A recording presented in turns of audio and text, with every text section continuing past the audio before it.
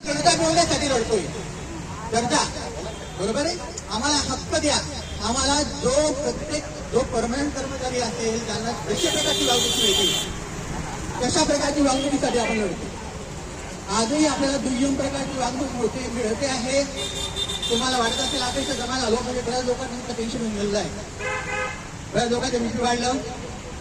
बऱ्याच लोकांना वाटतं आपलं कामं कशी होती आणि किंमत समजू द्या. आपली किंमत जेव्हा समजेल तेव्हा आपण आपली शक्ती दाखवून आणि आपली थोडी शक्तीहीच आहे. बरोबर आहे. इतक्या पुष्पूच्या मध्यवर्ती आपण राबतो आहोत.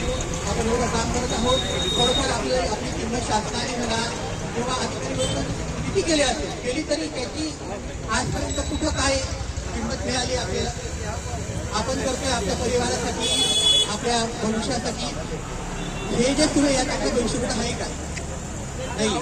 म्हणून ही जी लढाई आहे ही भविष्याची संघर्षाची लढाई आहे. ही स्वतःचा स्वाभिमानाची लढाई आहे. ही लढाई जर इथं थांबले तर यापुढे आपल्याला चान्स मिळणार नाही. बरोबर. आणि ते गरीब असलेले आहेत जे सुट्टीचा एन्जॉय करत आहे किंवा काही लोक आपल्याला अजूनही वेळात काढतात. आपलेच लोक काही आहेत जे अजूनही आपल्याला वेळात काढतायत. बरोबर आहे. त्यांना संपात येणं म्हणजे टाइमपास वाटतो. त्यांना इथे येणं म्हणजे आम्ही पिंपळून आमची टीम RS पिंपळून आम्ही आलो आहोत. RS तुम्हाला माहिती पिंपळून यायला 2 तास जायला 2 तास लागत आहेत. तरी सगळे कामं सोडून आम्ही इथं आलो. का आलो? कारण की जर आम्ही आलो नाही तर आम्हाला बोलायचा हक्क नाही. जो हाजीर आहे त्यालाच बोलायचा हक्क आहे.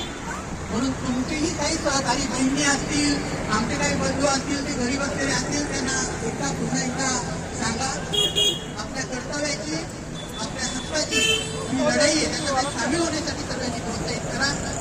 तुम्ही सर्व आले.